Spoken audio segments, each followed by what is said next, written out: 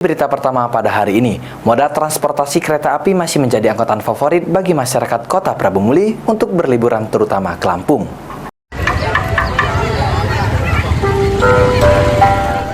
Nyaman, cepat, dan murah. Inilah keunggulan dari moda transportasi kereta api.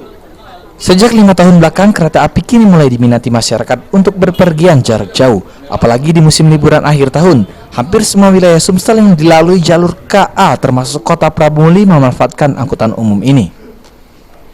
6 hari sebelum tutup tahun, penumpang kereta api meningkat 100% dari biasanya.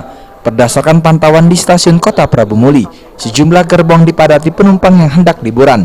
Dua kota yang masih menjadi destinasi wisata yakni Kota Palembang dan Lampung. Menurut calon penumpang yang sempat dimintai tanggapannya menyebutkan, lebih memilih kereta api karena nyaman dan harganya terjangkau.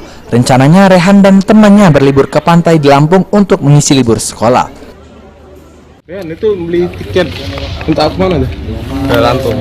Tadi Lebih ke pilihan tiga. Liburan cuma ngapain ke Lampung? Liburan sama kawan-kawan. Iya. Nah, sejak kapan itu membeli tiket? Seminggu yang lalu. Ya online ya? Iya. Itu berangkatnya kapan?